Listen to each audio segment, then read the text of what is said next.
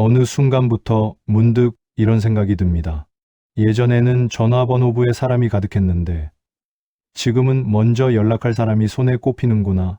명절이나 기념일이 오면 북적이던 자리도 점점 조용해지고 누군가를 만나지 않아도 하루가 충분히 지나갑니다. 이럴 때 우리는 쉽게 말합니다. 나이가 드니 외로워졌다고, 사람이 없어졌다고 말이지요. 하지만 정말 그럴까요? 부처님은 이 현상을 외로움으로 보지 않으셨습니다. 인생이 흘러가는 자연스러운 흐름이라고 보셨습니다. 강물이 상류에서는 넓게 퍼져 흐르다가도 하류로 갈수록 하나의 물길로 모이듯이 인간관계도 인생의 시기에 따라 달라진다는 것입니다. 젊을 때는 역할이 많고 해야 할 일이 많아서 사람도 많아집니다. 직장, 가족, 책임, 의무가 관계를 만들어줍니다. 하지만 시간이 지나면 그 역할들이 하나씩 내려옵니다. 그와 함께 관계도 자연스럽게 줄어듭니다. 문제는 사람 수가 줄어드는 것이 아니라 줄어드는 것을 실패처럼 느끼는 마음입니다. 우리는 늘 관계가 많아야 잘 살고 있는 것 같고 사람이 곁에 많아야 외롭지 않다고 배워왔습니다. 그래서 관계가 줄어들면 괜히 내 인생이 잘못 흘러온 건 아닐까, 내가 부족해서 사람들이 떠난 건 아닐까 스스로를 돌아보며 마음을 다치게 합니다. 하지만 부처님은 관계가 줄어드는 것을 이름으로 보지 말라고 하셨습니다. 오히려 필요 없는 소음이 사라지는 과정이라고 하셨습니다. 나이가 들수록 삶은 더 깊은 방향으로 흘러갑니다. 넓게 퍼지기보다는 깊게 머무는 쪽으로 바뀝니다. 많은 사람과 얕게 이어지는 관계보다 몇 사람과라도 마음이 쉬는 관계를 원하게 됩니다.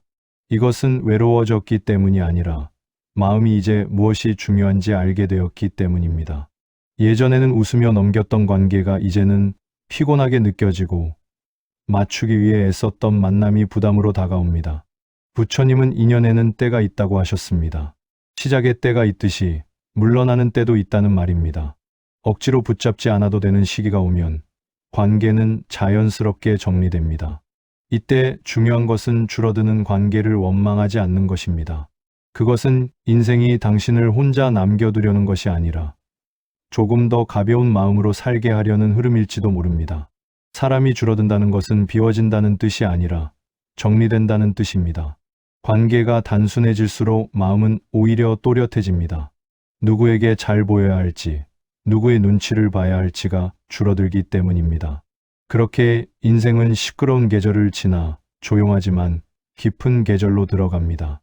나이가 들어 사람이 줄어드는 것은 외로움의 신호가 아니라 인생이 다음 단계로 흘러가고 있다는 자연스러운 신호입니다. 예전에는 분명 사람이 많았습니다. 매일같이 얼굴을 보던 사람도 있었고 연락하지 않으면 서운해질 것 같던 관계도 있었습니다. 그런데 어느 순간 돌아보면 그중 상당수는 자연스럽게 멀어져 있습니다. 싸운 것도 아니고 큰일이 있었던 것도 아닌데 말입니다. 그래서 마음 한편에 이런 질문이 남습니다. 왜 그 많은 사람들은 지금 내 곁에 없을까? 우리는 흔히 관계가 사라진 이유를 성격이나 서운함에서 찾으려 합니다. 내가 너무 변했나? 상대가 너무 이기적이었나? 내가 잘못한 건 없을까 하고 말이지요. 하지만 부처님은 관계가 사라지는 진짜 이유를 그렇게 보지 않으셨습니다.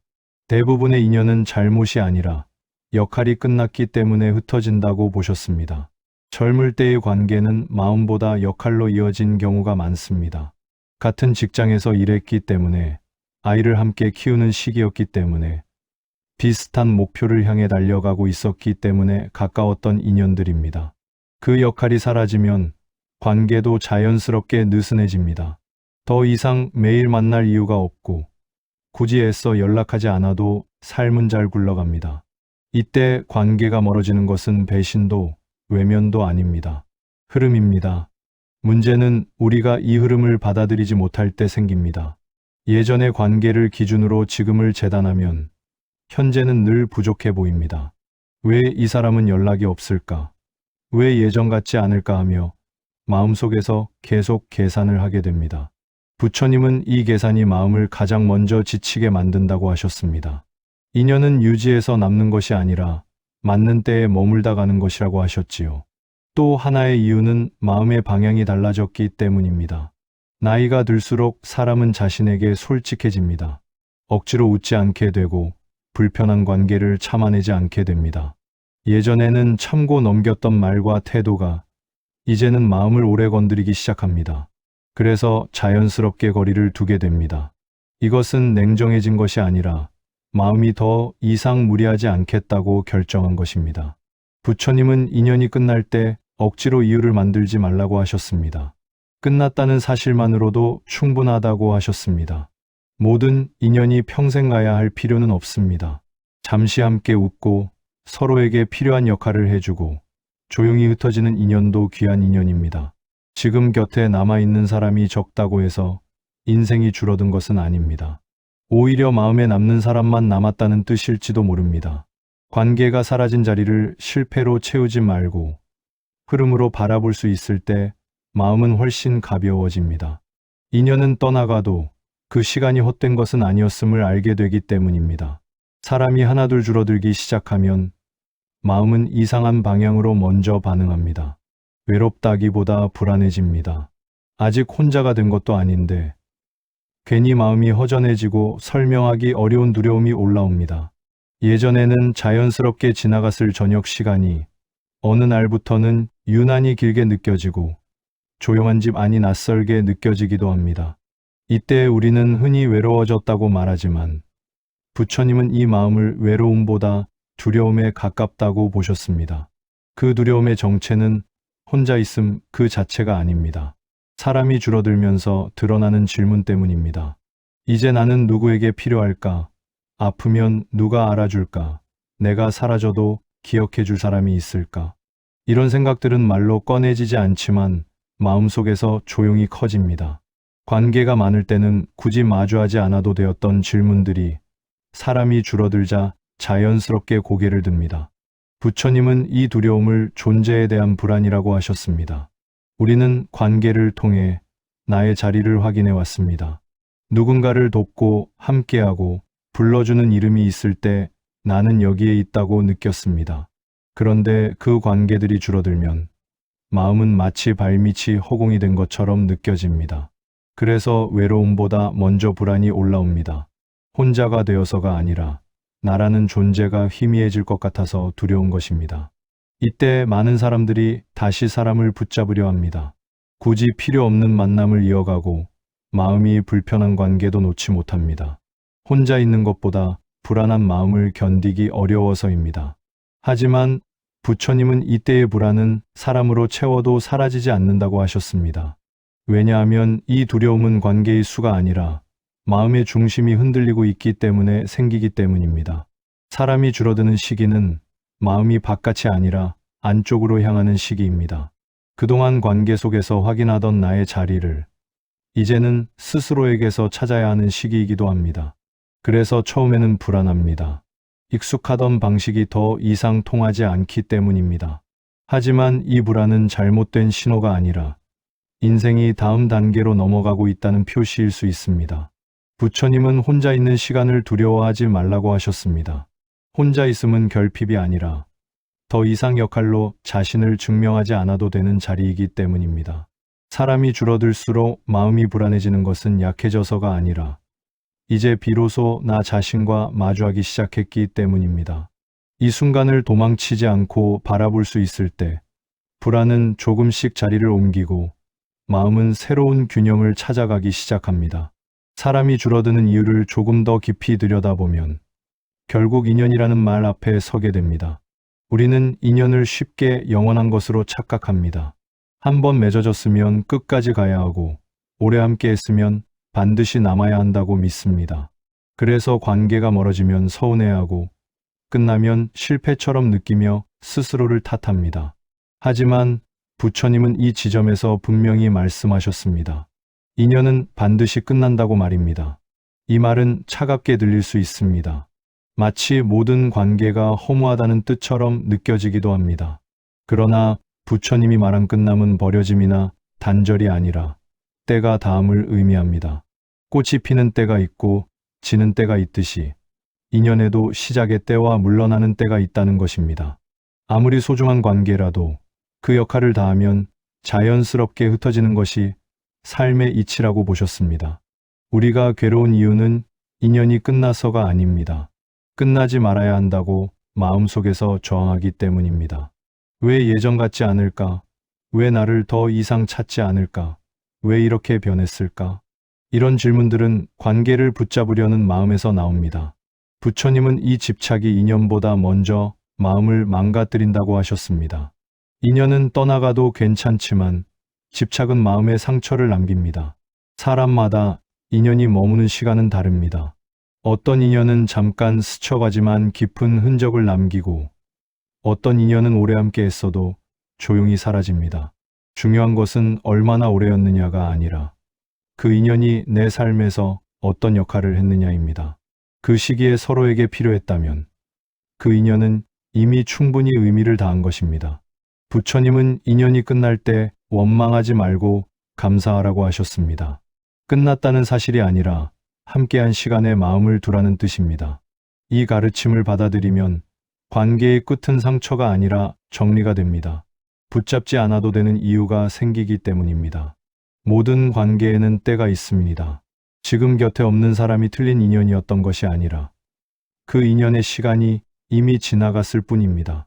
이 사실을 이해하는 순간 마음은 관계의 숫자에서 자유로워지고 인연의 흐름을 담담히 바라볼 수 있게 됩니다.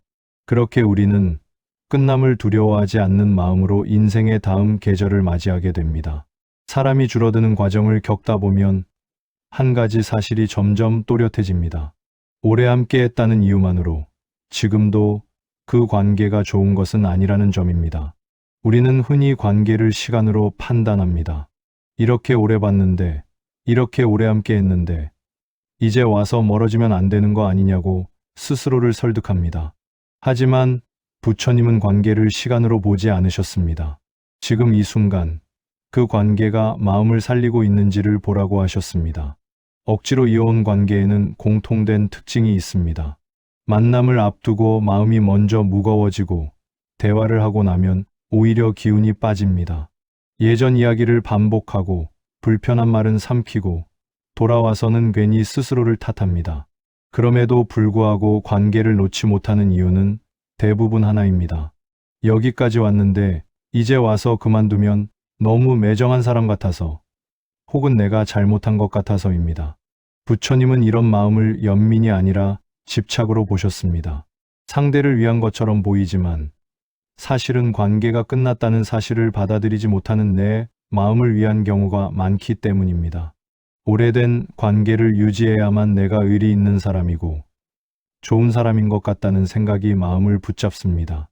하지만 이 생각이 계속되면 관계는 쉼이 아니라 의무가 됩니다. 오래됨은 시간의 기록일 뿐이고 좋음은 지금의 상태입니다. 과거에 좋았던 관계가 지금도 좋을 필요는 없습니다. 사람도 변하고 삶의 방향도 바뀌기 때문입니다.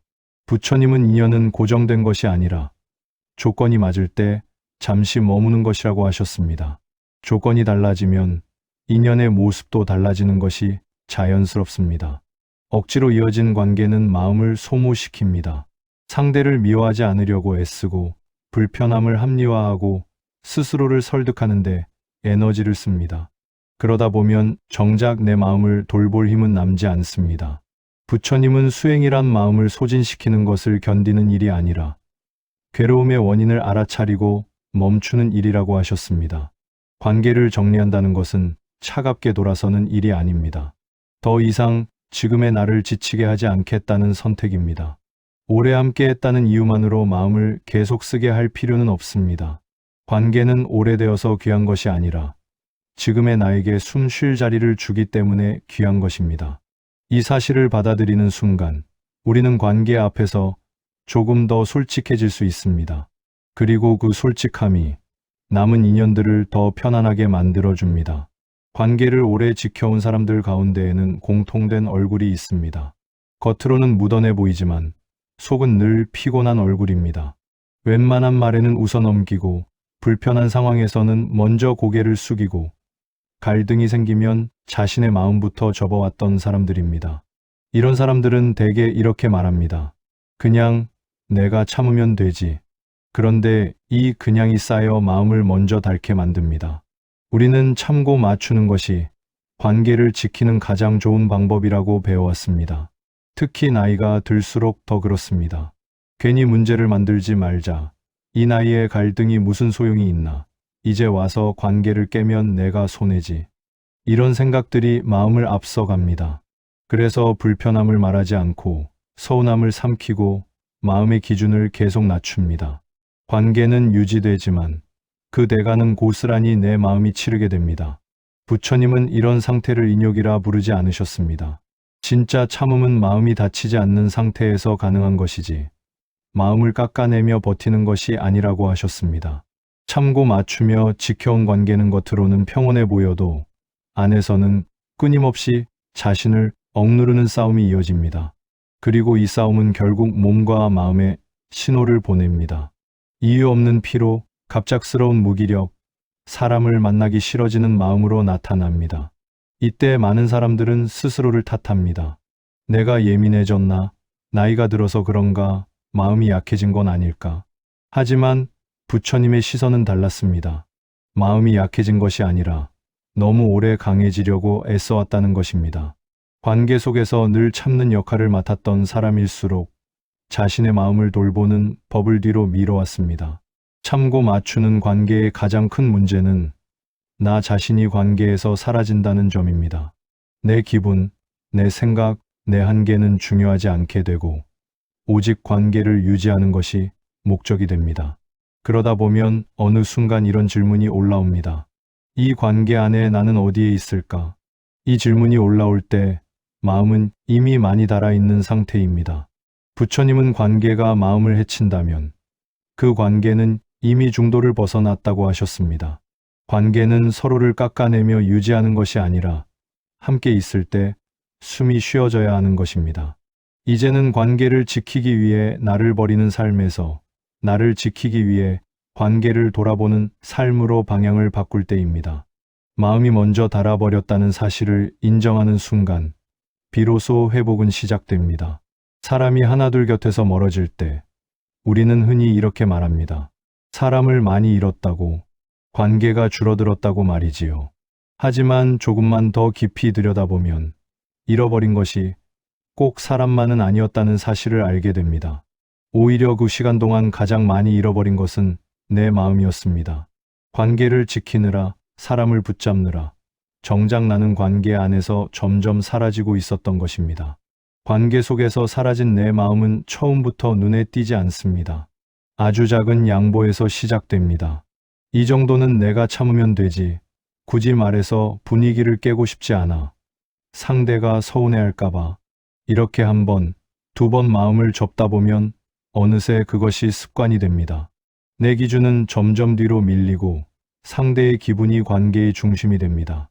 그때부터 관계는 둘이 함께 만드는 것이 아니라 한 사람이 버티는 구조로 바뀝니다. 부처님은 이런 상태를 스스로를 떠난 삶이라고 하셨습니다. 몸은 관계 안에 있지만 마음은 늘 긴장한 채로 자신을 감추고 있는 상태입니다. 웃고 있어도 편하지 않고 함께 있어도 혼자인 느낌이 듭니다. 그러다 관계가 끝나거나 멀어지면 사람을 잃어서 힘든 것 같지만 사실은 그동안 억눌러왔던 내 마음이 한꺼번에 올라와서 더 아픈 경우가 많습니다. 이때 우리는 종종 스스로를 탓합니다. 내가 더 잘했어야 했나? 내가 좀 더 이해했어야 했나? 하지만 부처님의 가르침은 분명합니다. 관계에서 나 자신이 사라질 정도라면 이미 그 관계는 균형을 잃은 상태였다는 것입니다. 사람을 지키기 위해 나를 지워야 했다면 그 관계는 오래될수록 마음을 해칠 수밖에 없습니다. 사람이 떠난 자리에 허전함이 남는 이유는 그 사람이 없어서만은 아닙니다. 그동안 잊고 있었던 내 감정, 내 생각, 내 한계가 갑자기 눈앞에 드러나기 때문입니다. 어쩌면 그 허전함은 상실이 아니라 돌아옴일지도 모릅니다. 관계 속에서 잃어버렸던 내가 다시 모습을 드러내는 시간인 셈입니다. 부처님은 수행이란 자신을 없애는 일이 아니라 자신을 바로 보는 일이라고 하셨습니다. 관계도 마찬가지입니다. 누군가를 잃는 것이 두려워 나를 잃는 삶은 결국 더 큰 공허를 남깁니다. 이제는 관계 속에서 사라졌던 내 마음을 하나씩 다시 불러오는 시간이 필요합니다. 그때 비로소 우리는 알게 됩니다. 떠나간 사람보다 더 오래 잃고 있었던 것은 바로 나 자신이었다는 사실을요. 사람을 정리하는 과정에 들어서면 자연스럽게 이런 질문이 생깁니다. 그렇다면 어떤 사람이 내 곁에 남아야 할까? 우리는 오랫동안 좋은 인연을 이렇게 생각해 왔습니다. 오래 함께한 사람, 자주 연락하는 사람, 필요할 때 곁에 있어주는 사람이라고 말이지요. 하지만 부처님이 말한 좋은 인연의 기준은 조금 달랐습니다. 많이 곁에 있는 사람이 아니라 함께 있을 때 마음이 편안해지는 사람이라고 하셨습니다. 편안함이라는 말은 아주 단순해 보이지만 실제로는 깊은 기준입니다. 그 사람 앞에서 굳이 설명하지 않아도 되고, 잘 보이려 애쓰지 않아도 되고, 말하지 않아도 내 마음이 무너지지 않는 상태. 부처님은 이 편안함이야말로 관계가 나를 살리고 있는지 아니면 소모시키고 있는지를 알려주는 가장 정확한 신호라고 보셨습니다. 우리는 종종 관계의 빈도로 인연을 판단합니다. 얼마나 자주 보느냐, 얼마나 오래 함께 했느냐를 기준으로 삼습니다. 그래서 자주 보지 않으면 멀어진 것 같고, 연락이 줄어들면 관계가 식었다고 느낍니다. 하지만 부처님은 관계의 질은 시간의 길이가 아니라 마음의 상태로 드러난다고 하셨습니다. 짧게 만나도 마음이 쉬어지면 좋은 인연이고, 오래 함께해도 마음이 달아간다면 돌아볼 인연이라는 뜻입니다. 좋은 인연은 나를 바꾸려고 하지 않습니다. 조언이라는 이름으로 마음을 흔들지도 않고, 비교로 나를 작게 만들지도 않습니다. 있는 그대로의 나를 두고도 불안해하지 않게 만드는 사람입니다. 함께 있어도 침묵이 불편하지 않고, 말이 없어도 관계가 무너지지 않는 상태. 이것이 부처님이 말한 편안한 인연의 모습입니다. 나이가 들수록 이런 인연은 더 소중해집니다. 에너지가 줄어드는 시기에는 관계 하나하나가 마음에 남기는 흔적이 더 크게 느껴지기 때문입니다. 그래서 부처님은 나이가 들수록 인연을 넓히기보다 가볍게 하라고 하셨습니다. 숫자를 줄이라는 말이 아니라 마음의 짐이 되는 관계를 내려놓으라는 뜻입니다. 좋은 인연은 많이 남지 않습니다. 하지만 남아있는 인연은 깊어집니다. 억지로 유지하지 않아도 되고, 사라질까 불안해하지 않아도 됩니다. 편안함으로 이어진 인연은 붙잡지 않아도 머물고, 흔들리지 않아도 이어집니다. 부처님은 이런 인연을 복이라고 하셨습니다. 그리고 그 복은 사람을 많이 가질 때가 아니라 마음을 덜 쓰게 되었을 때 찾아온다고 말씀하셨습니다. 사람을 정리하는 단계에 이르면 마음속에서 가장 어려운 질문과 마주하게 됩니다. 이 사람을 놓아야 할까? 아니면 조금 더 안고 가야 할까? 오랜 시간 함께 했기에 쉽게 결정할 수 없고, 혹시 내가 너무 냉정해지는 건 아닐까? 스스로를 의심하기도 합니다. 하지만 부처님은 이 질문에 대해 감정이 아니라 상태를 보라고 하셨습니다. 인연이 남아있는지, 이미 끝났는지는 마음이 먼저 알고 있다는 것입니다. 놓아야 할 인연에는 공통된 신호가 있습니다. 만남을 앞두고 마음이 먼저 무거워지고, 약속이 다가올수록 이유 없이 피곤해집니다. 함께 있는 시간보다 헤어진 뒤의 시간이 더 힘들게 남습니다. 대화를 나눴는데도 이해받았다는 느낌보다 허탈함이 먼저 찾아옵니다. 이런 상태가 반복된다면 그 인연은 이미 역할을 다했을 가능성이 큽니다. 반대로 남겨야 할 인연은 큰 자극이 없습니다. 특별한 말을 하지 않아도 마음이 편안하고, 함께 있어도 나를 증명하려 애쓰지 않게 됩니다. 그 사람 앞에서는 감정을 숨기지 않아도 되고, 조용해도 불안하지 않습니다. 부처님은 이런 인연을 억지로 붙잡지 않아도 자연스럽게 이어지는 관계라고 하셨습니다. 노력으로 유지되는 인연이 아니라 숨 쉬듯 이어지는 인연입니다. 많은 사람들이 인연이 끝났다는 신호를 서운함이나 갈등에서 찾습니다. 하지만 실제로는 감정이 사라졌을 때가 아니라 마음의 긴장이 사라지지 않을 때 인연은 이미 변해 있습니다. 더 이상 솔직해질 수 없고 계속 나를 조절해야만 관계가 유지된다면 그것은 이미 균형을 잃은 상태입니다. 부처님은 이 균형이 무너진 관계를 자비로 유지하려 하지 말라고 하셨습니다. 자비는 나와 상대를 동시에 살리는 것이지 나만 소모시키는 것이 아니기 때문입니다. 놓는다는 것은 미워하는 일이 아닙니다. 다만 지금의 나에게 맞지 않는 자리를 인정하는 일입니다. 인연이 끝났다는 신호를 무시하고 계속 안고 가면 관계는 점점 원망으로 변하고 마음은 더 달아갑니다. 반대로 그 신호를 조용히 받아들이면 관계는 상처 없이 정리될 수 있습니다. 부처님은 인연을 떠나보내는 것도 하나의 수행이라고 하셨습니다. 남겨야 할 사람은 애쓰지 않아도 남고 놓아야 할 사람은 붙잡을수록 더 아프게 떠납니다. 이 차이를 알아차릴 수 있을 때 우리는 비로소 사람을 잃지 않고도 마음을 지킬 수 있습니다. 그렇게 인연은 줄어들지만 삶은 더 가벼워집니다. 사람을 정리하기 시작하면 마음 한쪽에서 꼭 따라오는 감정이 있습니다. 바로 죄책감입니다. 내가 너무 이기적인 건 아닐까? 이렇게 관계를 끊어도 되는 걸까? 나만 편해지려고 사람을 밀어내는 건 아닐까? 이런 생각들이 마음을 붙잡습니다. 특히 평생을 참고 맞추고 양보하며 살아온 사람일수록 이 죄책감은 더 크게 느껴집니다. 부처님은 이 죄책감의 뿌리를 아주 분명하게 짚으셨습니다. 그것은 도덕심이 아니라 착해야 한다는 집착이라고 하셨습니다. 우리는 착한 사람으로 살아야 한다는 기준을 마음속에 오래 품고 살아왔습니다. 싫어도 웃어야 하고, 힘들어도 이해해야 하고, 불편해도 참아야 좋은 사람이라고 배워왔습니다. 그래서 관계를 정리하려는 순간, 마음은 이렇게 묻습니다. 그래도 착한 사람은 이러지 않잖아. 하지만 부처님은 착함과 지혜를 구분하셨습니다. 모두에게 좋은 사람이 되려는 마음은 자비처럼 보이지만 그 안에 자기 소모가 있다면 그것은 이미 집착이라고 하셨습니다. 자비는 상대를 살리면서 나도 살리는 것이고 집착은 상대를 살리겠다는 명목으로 나를 계속 깎아내리는 것입니다. 이 둘을 구분하지 못하면 마음은 평생 죄책감에 묶여 살게 됩니다. 사람을 정리할 때 느끼는 죄책감은 실제로 누군가에게 큰 잘못을 해서 생기는 경우보다 이렇게까지 해도 되나라는 생각에서 더 자주 생깁니다. 다시 말해 상황보다 기준이 문제인 경우가 많습니다. 내가 정한 착함의 기준이 너무 높고 너무 오래된 경우입니다.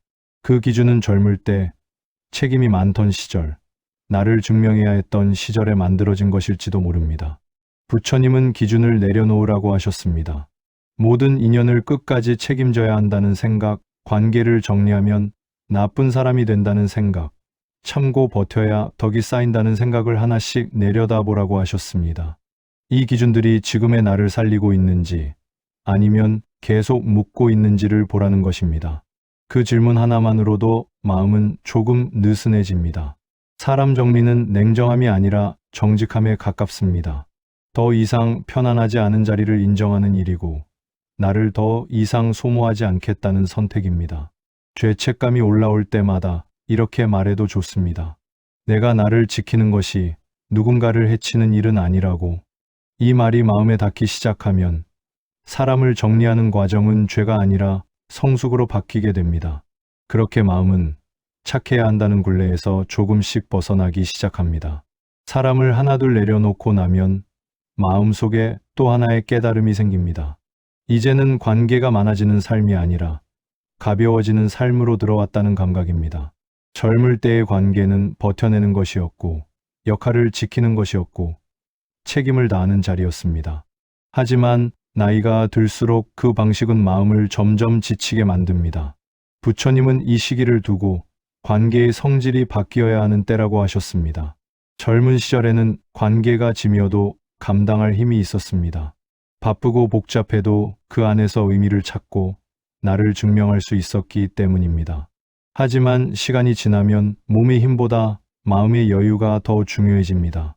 이때도 여전히 버텨야 하는 관계를 붙잡고 있으면 삶 전체가 무거워집니다. 부처님은 이 무게를 업이라고 보지 않으셨습니다. 때가 지난 인연을 내려놓지 못한 집착이라고 보셨습니다. 나이가 들수록 관계는 쉼이 되어야 합니다. 함께 있으면 마음이 편안해지고 말이 줄어도 불안하지 않고 설명하지 않아도 이해받는 느낌이 드는 관계 말입니다. 이런 관계는 나를 더 좋게 만들려고 애쓰지 않아도 있는 그대로의 나를 허락해 줍니다. 부처님은 이런 인연을 수행을 돕는 인연이라고 하셨습니다. 마음을 어지럽히지 않고 고요를 지켜주는 사람입니다. 반대로 나이가 들었는데도 여전히 긴장하게 만드는 관계가 있다면 그 관계는 이미 무거워진 상태일 수 있습니다. 만나기 전부터 마음을 정리해야 하고 말을 고르고 표정을 조심해야 한다면 그것은 쉼이 아니라 또 하나의 역할입니다. 부처님은 노년의 삶의 역할을 줄이라고 하셨습니다. 역할이 줄어들수록 마음은 본래의 자리로 돌아가기 때문입니다. 관계가 가벼워진다는 것은 사람을 가볍게 대한다는 뜻이 아닙니다. 오히려 관계를 더 소중히 다루는 방식입니다. 나를 소모시키지 않는 선에서 이어가는 것, 억지로 채우지 않고 자연스럽게 남겨두는 것입니다. 이때 관계는 짐이 아니라 숨 쉴 공간이 됩니다. 부처님은 삶의 마지막으로 갈수록 곁에 있는 사람보다 마음에 남는 사람이 중요해진다고 하셨습니다. 관계가 적어져도 괜찮습니다. 대신 그 관계가 나를 쉬게 해준다면 그것으로 충분합니다. 나이가 들수록 관계는 더 단순해져야 하고 더 가벼워져야 합니다. 그 가벼움 속에서 마음은 비로소 편안해지고 삶은 덜 힘들어집니다. 사람을 정리하고 관계가 줄어들기 시작하면 가장 먼저 떠오르는 걱정이 있습니다. 이렇게 혼자가 되어도 괜찮을까 하는 마음입니다. 주변이 조용해질수록 마음은 혼자라는 단어를 곧바로 외로움과 연결시키곤 합니다. 하지만 부처님은 이 지점에서 분명히 선을 그으셨습니다. 혼자가 되는 것과 고독해지는 것은 전혀 다른 상태라고 하셨습니다. 혼자 있다는 것은 단순히 사람의 수가 줄어든 상태입니다. 전화가 줄고 만남이 적어지고 하루 중 혼자 있는 시간이 많아진 것을 말합니다. 반면 고독은 마음의 상태입니다. 누군가 곁에 있어도 느낄 수 있고 많은 사람 속에서도 느낄 수 있습니다. 부처님은 고독을 마음이 자기 자신과 단절된 상태라고 설명하셨습니다. 사람의 유무보다 마음이 어디에 있느냐가 더 중요하다는 뜻입니다. 우리가 혼자를 두려워하는 이유는 그동안 관계 속에서 마음을 바깥에 두고 살아왔기 때문입니다. 늘 누군가의 반응을 기준으로 생각하고 말하고 움직여왔습니다. 그러다 관계가 줄어들면 마음이 돌아갈 자리를 잃은 것처럼 느껴집니다. 이때 고독이 찾아옵니다. 부처님은 이 순간을 실패가 아니라 전환의 시점이라고 보셨습니다. 마음이 밖에서 안으로 돌아오려는 과정이라는 것입니다. 홀로 있는 시간은 마음을 다시 만나는 시간입니다. 말이 줄고 역할이 줄어들수록 그동안 들리지 않던 내 마음의 소리가 조금씩 들리기 시작합니다. 처음에는 어색하고 불안할 수 있습니다. 하지만 이 시간을 피하지 않고 가만히 견디다 보면 혼자 있음은 점점 고요로 바뀝니다. 부처님은 이 고요를 수행의 문턱이라고 하셨습니다. 외부 자극이 줄어들 때 마음은 비로소 제자리를 찾기 때문입니다. 고독해지지 않으려면 혼자를 채우려 애쓰기보다 혼자를 이해해야 합니다. 사람을 억지로 늘리지 않아도 되고 시간을 소음으로 채우지 않아도 됩니다. 혼자 있는 나 자신과 싸우지 않는 것이 중요합니다. 지금 이 상태도 괜찮다고 허락하는 순간 고독은 힘을 잃습니다. 부처님은 참된 자유는 혼자 있어도 무너지지 않는 마음에서 온다고 하셨습니다. 누군가 있어야만 괜찮은 삶이 아니라 없어도 괜찮은 마음 상태. 이것이 홀로 있음의 진짜 의미입니다. 관계가 줄어드는 시기는 상실의 시간이 아니라 마음이 스스로를 의지하는 법을 배우는 시간일지도 모릅니다. 그렇게 혼자는 더 이상 두려움이 아니라 평온의 시작이 됩니다. 사람을 하나둘 줄이고 나면 처음에는 허전함이 먼저 찾아옵니다. 익숙하던 연락이 끊기고 약속이 사라지면 마음 한쪽이 비는 느낌이 듭니다. 그래서 혹시 내가 너무 많은 것을 내려놓은 건 아닐까? 이렇게 조용해져도 괜찮을까? 스스로에게 묻게 됩니다. 하지만 시간이 조금 지나면 그 빈자리에 전혀 다른 감각이 올라오기 시작합니다. 바로 마음이 숨을 쉬기 시작했다는 느낌입니다. 그동안 우리는 관계 속에서 생각보다 많은 에너지를 쓰고 있었습니다. 누구의 기분을 맞춰야 할지, 어떤 말을 해야 무난할지, 어디까지 참아야 할지 늘 마음을 바쁘게 움직여야 했습니다. 사람 수가 많을수록, 관계가 복잡할수록 마음은 늘 긴장 상태에 놓여 있었습니다. 부처님은 이 상태를 마음이 바깥에 묶여있는 삶이라고 하셨습니다. 관계가 많아질수록 마음은 자기 자리를 떠나기 쉽다는 뜻입니다. 사람을 줄이기 시작하면 이 긴장이 조금씩 풀립니다. 더 이상 모든 연락에 즉시 반응하지 않아도 되고, 모든 관계를 유지해야 한다는 압박에서도 벗어납니다. 그러자 신기하게도 생각이 줄어들고 감정의 파도도 잦아듭니다.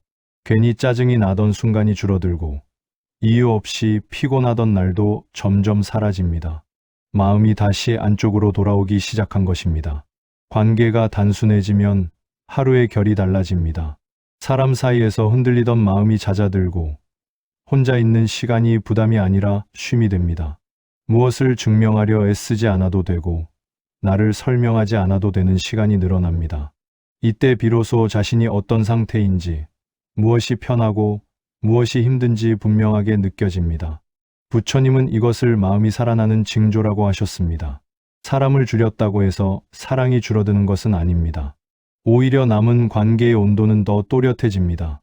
억지로 이어온 인연이 사라진 자리에 진심으로 편안한 사람만 남기 때문입니다. 말이 많지 않아도 이해되는 관계, 침묵이 어색하지 않은 관계는 마음을 회복시켜줍니다. 이런 관계 하나만 있어도 삶은 충분히 따뜻할 수 있습니다. 부처님은 삶이 단순해질수록 진짜 중요한 것이 보인다고 하셨습니다. 사람을 줄이는 것은 잃는 일이 아니라 마음을 되찾는 과정입니다. 관계가 가벼워질 때 마음은 다시 살아나고 삶은 조용히 제자리를 찾습니다. 그렇게 우리는 덜 바쁜 마음으로 남은 시간을 더 깊게 살아가게 됩니다. 사람을 정리하고 관계가 단순해질수록 마지막에 남는 질문은 하나입니다. 이렇게 사람을 줄이고 나면 나는 누구와 함께 남게 되는 걸까? 부처님은 이 질문 앞에서 늘 같은 답을 주셨습니다. 결국 끝까지 함께 가는 관계는 나 자신과의 관계라고 하셨습니다. 가족도, 친구도, 인연도 각자의 길로 흩어질 수 있지만 나라는 존재만은 마지막 순간까지 함께한다고 말입니다.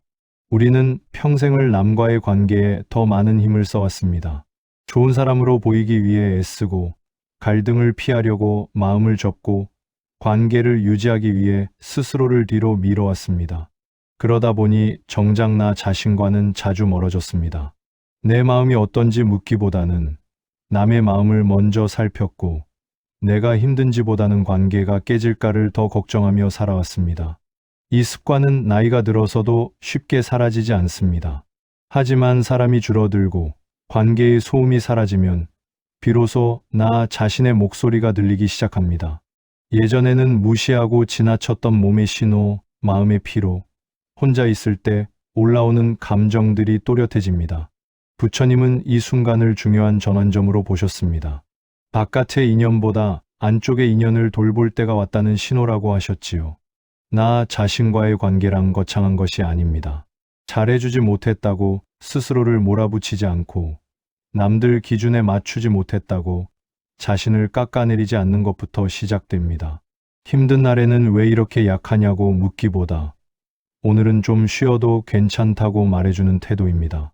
이런 태도가 쌓일수록 마음은 점점 안전한 곳을 찾게 됩니다. 부처님은 자신을 괴롭히는 마음이 가장 오래된 원한이라고 하셨습니다. 남과의 관계는 끝낼 수 있어도 자기 자신과의 싸움은 도망칠 수 없기 때문입니다. 그래서 나이가 들수록 가장 먼저 회복해야 할 관계는 나와의 관계입니다. 이 관계가 편안해지면 다른 관계는 자연스럽게 정리됩니다.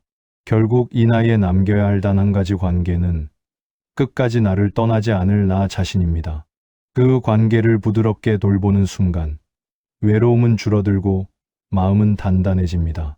사람 수는 줄었을지 몰라도 삶의 중심은 오히려 더 또렷해집니다.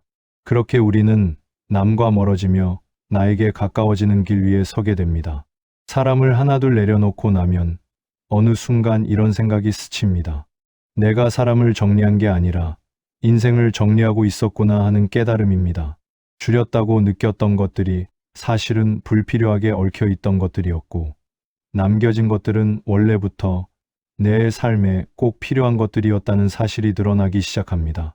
부처님은 이것을 잃음이 아니라 돌아옴이라고 표현하셨습니다.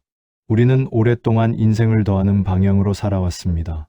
더 많은 사람, 더 많은 역할, 더 많은 책임을 안고 가야만 제대로 살고 있다고 믿어왔습니다. 하지만 나이가 들수록 이 방식은 마음을 지치게 만듭니다.